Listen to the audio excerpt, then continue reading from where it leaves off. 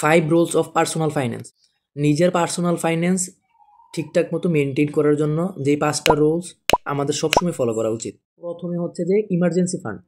Emergency fund হচ্ছে এইরকম একটা ফান্ড, আপনার মান্থলি যেই টাকা এক্সপেন্স, যেই টাকা খরচ হয় সেটার সাথে 6 দিয়ে গুণ করলে যেই সংখ্যাটা আসে সেইটা হচ্ছে যে আপনার ইমার্জেন্সি ফান্ড।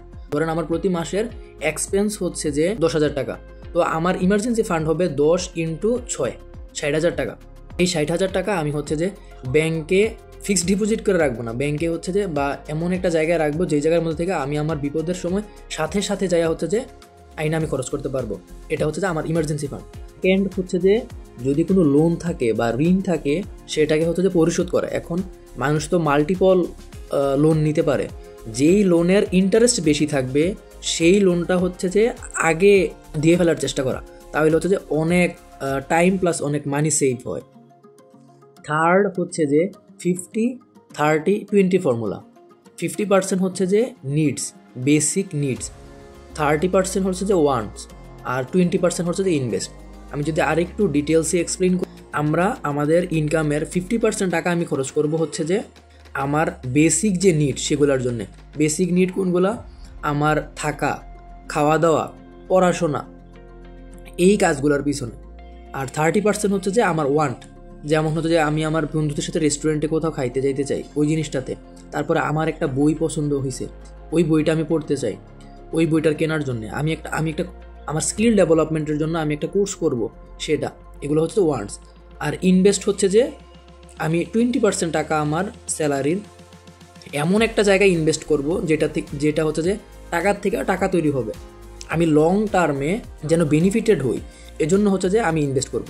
এবং ইনভেস্ট আমি কোথায় করতে পারি? আমি হচ্ছে যে ল্যান্ডে ইনভেস্ট করতে পারি, আমি স্টক মার্কেটে ইনভেস্ট করতে পারি, আমি হচ্ছে গোল্ড কিনতে পারি, আমি মিউচুয়াল ফান্ড কিনতে পারি। এগুলো হচ্ছে যে ইনভেস্টের ওয়ে। আরও অনেক ওয়ে আছে।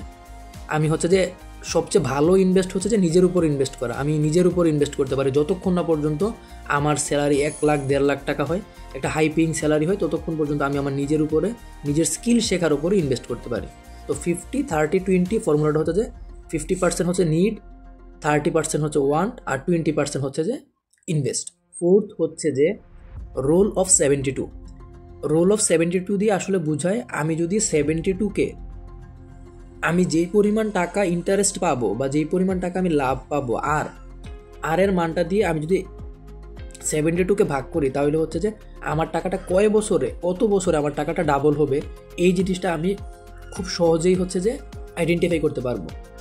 72 দিয়ে যদি আপনি আপনার ইন্টারেস্টের পরিমাণটাকে ভাগ করেন, যেই সংখ্যাটা আসবে সেটা দিয়ে আপনি বুঝতে পারবেন হচ্ছে যে আপনার টাকাটা কত বছরে ডাবল হবে।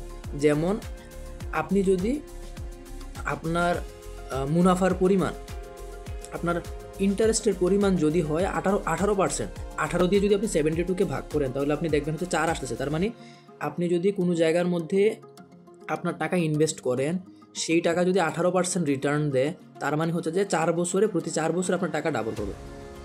আপনি যদি 2 লাখ টাকা ইনভেস্ট করেন, 4 বছর পরে সেটা হবে 4 লাখ, আরও 4 বছর পরে সেটা হবে 8 লাখ, এই 8 হবে 4 বছর পরে আবার 16 লাখ, 16 থেকে 32 লাখ, এরকম হইতে থাকবে।